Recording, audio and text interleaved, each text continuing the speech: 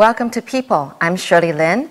Today I'm really honored to be here at the Guangqi Program Service building itself, where Father Jerry Martinson is the vice president of this program and media service, so it's really great. And I'm going to call him Uncle Jerry. And Uncle Jerry's been here 48 years from San Diego, California. And let's meet Uncle Jerry right away. Okay, it's really great to meet you. Thank you, Shirley. Yes, good I've to meet heard, you too. Thank you. I've heard much about you, but to be able to meet you in person is just awesome. And then learning about how much you've contributed to the media field here in Taiwan, which you never thought you would to start off with when you came here, right? So 48 years ago, you came to Taiwan. Now, why did you come to Taiwan? It's like I've asked so many people in my interview. Well, that's a good question, and that's usually the first question people ask. I'm a Jesuit. A Jesuit is a Catholic religious order, and I entered very young. I entered when I was 17, and I entered partly because I wanted to go to some other place in the world that was needier than the United States. And when I was thinking of going to Africa, because I really admired people like Albert Schweitzer, who gave up everything and went to Africa and worked with the very poorest people and helped them. So I thought if I could be a doctor and go to Africa, that would make me feel like I was doing something worthwhile for the world. So you studied medicine? No, I didn't. I studied to be a priest. But I knew that the Jesuit order sent maybe 1/6 of their people to different countries. So I thought, well, there's a chance that they might send me to Africa, train me to be a doctor, send me to Africa. But it wasn't long before I realized I didn't really have the talent to be a doctor or the calling. Why's that? I don't know. I guess I thought maybe a teacher would be more suitable. And then when I was studying, and we studied in California, where I entered near San Jose, a place called Los Gatos. After 4 years there, I went to Spokane, Washington, to study philosophy at Gonzaga University, and we got a lot of letters back from we called them scholastics. They were people in training to be priests. Okay. Jesuit priests that had come to Taiwan, and they wrote back and they sent described their experiences and sent their pictures and everything. And gradually I became interested in Taiwan. The pictures of the people, it looked like the people were very shanliang, very good-hearted and nice. And then they spoke the same language that they speak in mainland China, which is Mandarin. So I thought, well, maybe in the future there's a chance we could also go to mainland China and do something. But you hadn't known the language then? No, I didn't know the language at all then, not until I got to Taiwan. Right, but you didn't even know about Taiwan before that too, right? Before you came to Taiwan. Did you know about the island? Well, I did. I read, from my classmates, the ones that had already come here, and then I also spent a summer going at Washington University of Washington in Seattle, reading about China and Taiwan and Asia to prepare myself. Yeah. Oh, all right.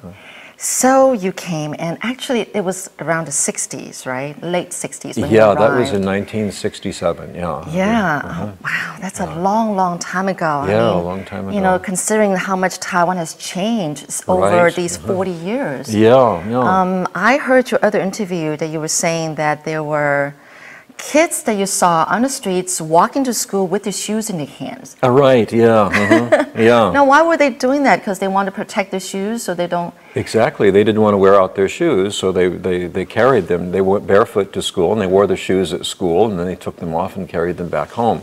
And so their shoes lasted longer, and they could pass them on to the next child. Oh, is that right? So they were working on dirt roads, not concrete roads back then. Yes? Both. No? Both. There were also ordinary... I've never heard of kids who would do that, but I guess that's an indication of... I think in areas that are poor, I think that's probably quite common. I would do the same. and their feet were quite tough. You know, a lot of them came from the countryside, and they spent they were going barefoot since they were kids. What other scenes that we'll never see nowadays? I mean, back in the 60s when you first arrived, what things could you remember that you know we've never seen in Taiwan? Well, I don't know.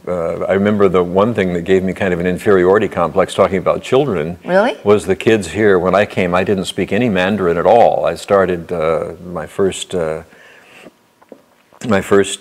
day of school learning my first word in Mandarin, except for my name. They did teach me how to say my name. But the kids on the street would sometimes wave to me, and they'd say, "Oh, hello, how are you? I love you."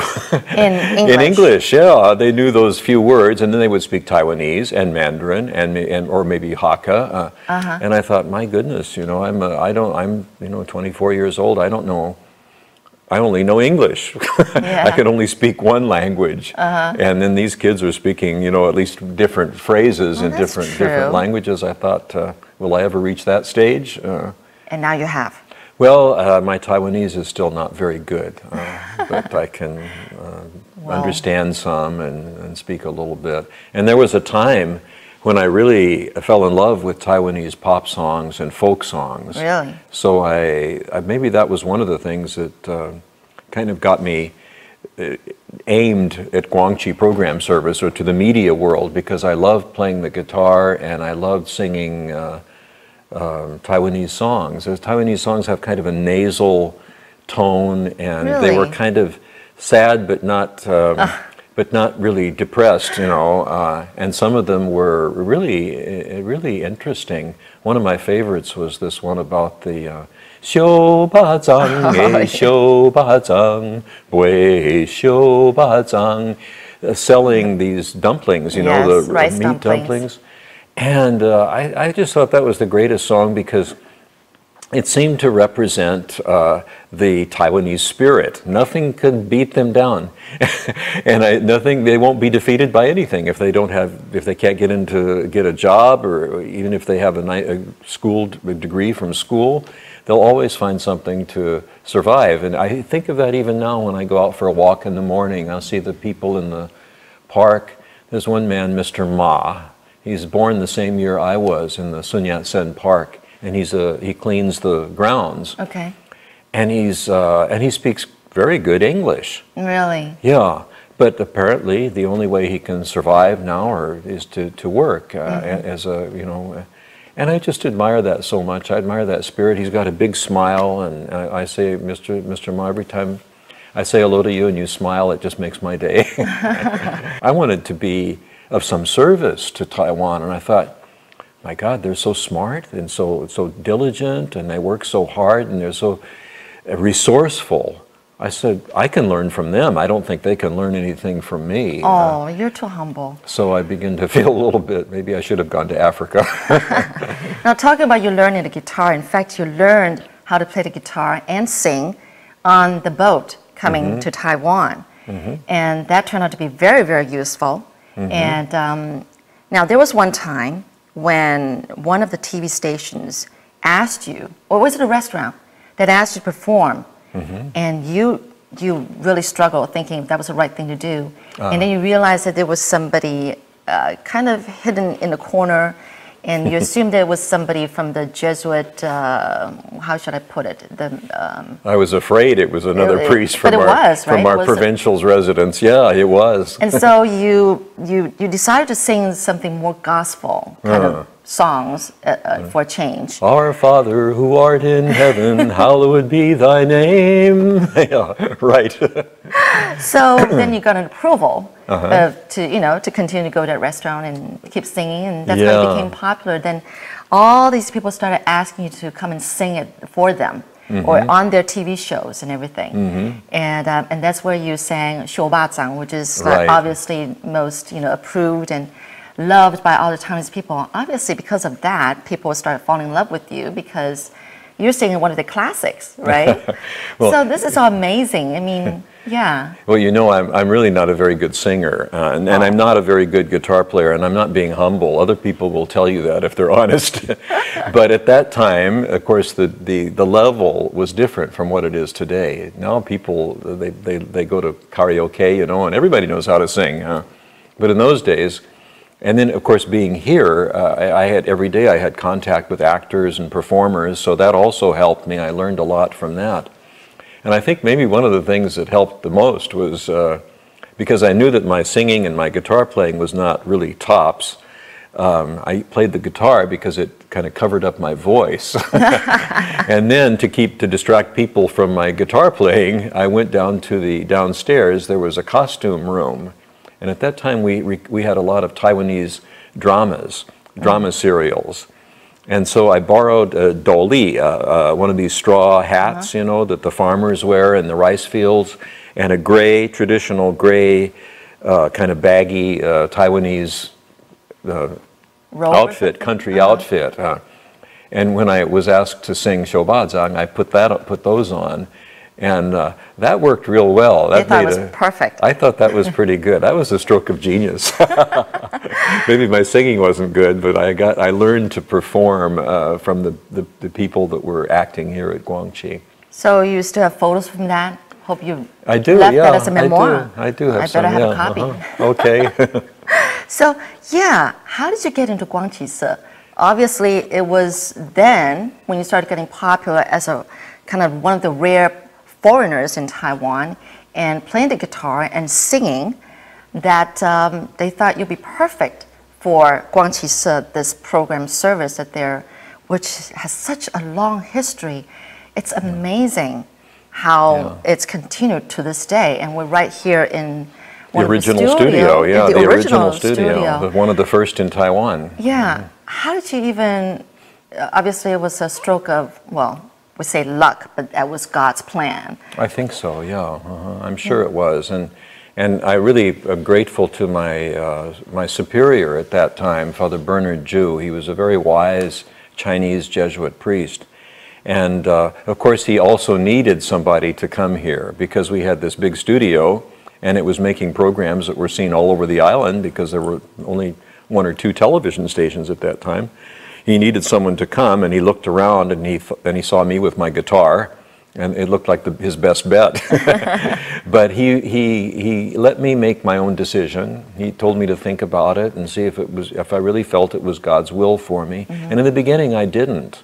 I was very happy teaching at Furen University. Right. And That's your other hat that you wear, it's teaching English. Right. Well, I was teaching a very simple philosophy course and a little psychology course. Yeah, but very simple, very practical. And I was using my guitar and my songs to